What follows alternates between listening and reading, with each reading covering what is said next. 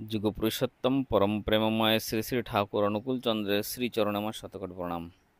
পরমারাধ্যা জগজ্জননী শ্রী শ্রী বড় মায়ের শ্রীচরণে আমার শতকোটি প্রণাম। পরম পূজ্যপাদ শ্রী শ্রী আচার্যদেবের শ্রীচরণে আমার শতকোটি প্রণাম।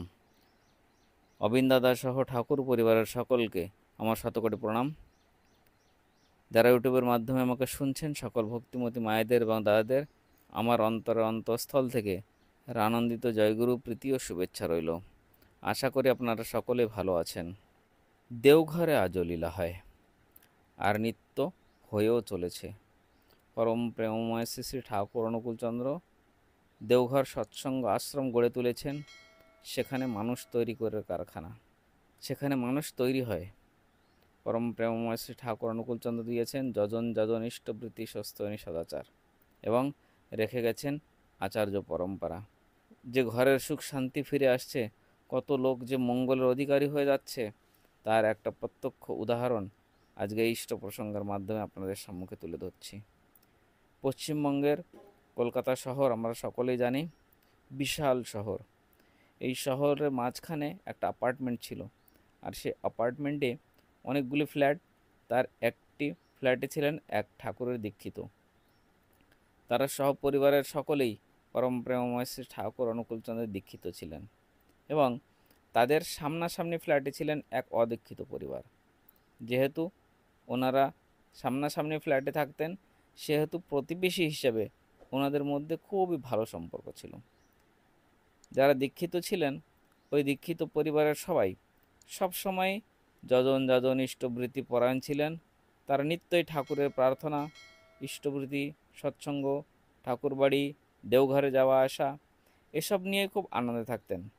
আর যখনই কারোর সঙ্গে দেখা হতো, তখনই পরম প্রেমময় শ্রী ঠাকুর অনুকূলচন্দ্র কী আমাদের শিক্ষা দিয়েছেন, কীভাবে থাকতে বলেছেন, কীভাবে চলতে বলেছেন, এই নিয়েই তারা সবসময় কথাবার্তা বলতেন, যজন এবং যাজন করতেন।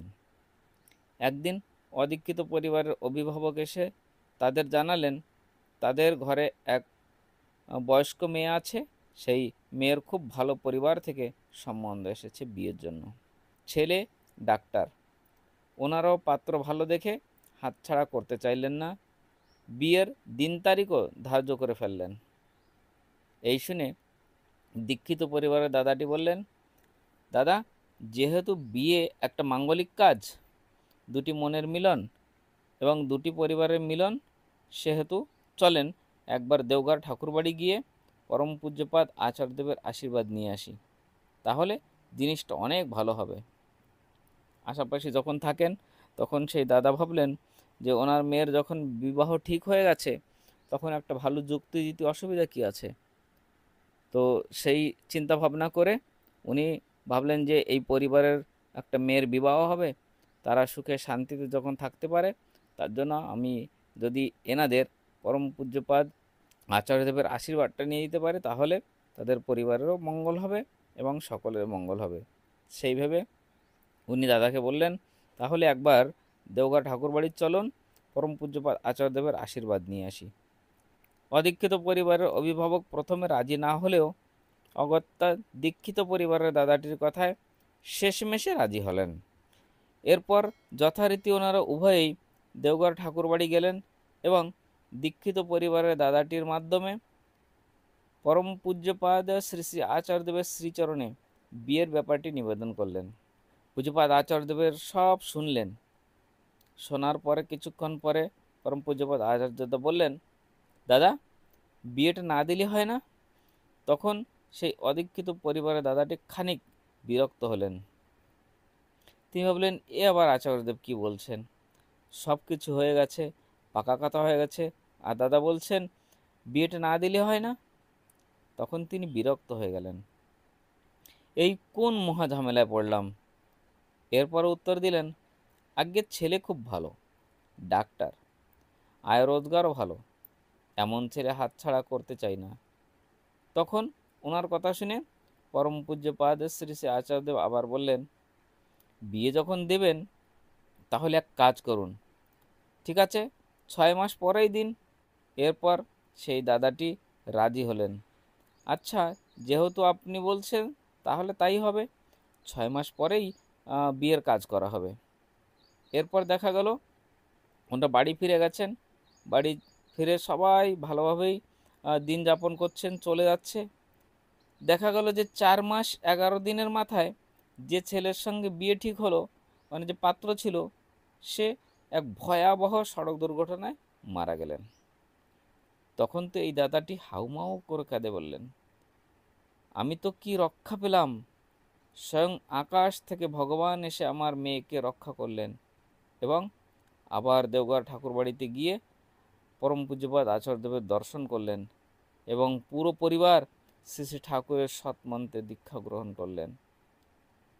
পরম পিতা যখন বাঁচায় তখন এভাবেই কোনো পরিবারকে বাঁচিয়ে দেন। ভাবুন, যদি ওই মেয়ের সঙ্গে ওই ছেলের বিবাহ হতো, তৎক্ষণাৎ কিছুদিনের মধ্যেই ওই ছেলে যখন সড়ক দুর্ঘটনায় মারা যেত, ওই মেয়েটি বিধবা হয়ে যেত। ওই মেয়েটিকে বাঁচিয়ে দিলেন ঠাকুর, বাঁচিয়ে দিলেন পরম পূজ্যপাদ আচার্যদেব। এভাবে নিয়ত তিনি লীলা করে যাচ্ছেন আচার্য পরম্পরার মাধ্যমে। শুধু আমাদের বিশ্বাস চাই, বিশ্বাস থাকে মূলে তবে যাবি কুলে। যদি আমরা বিশ্বাস করতে পারি তাহলে দেখবেন আমরা পরম পিতার দয়ায় সকলে ভালো থাকব।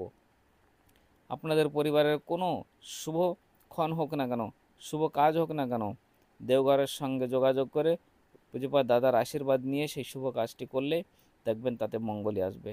পরিবারের সুখ শান্তি সমাধান সব কিছু আপনারা ফিরে পাবেন।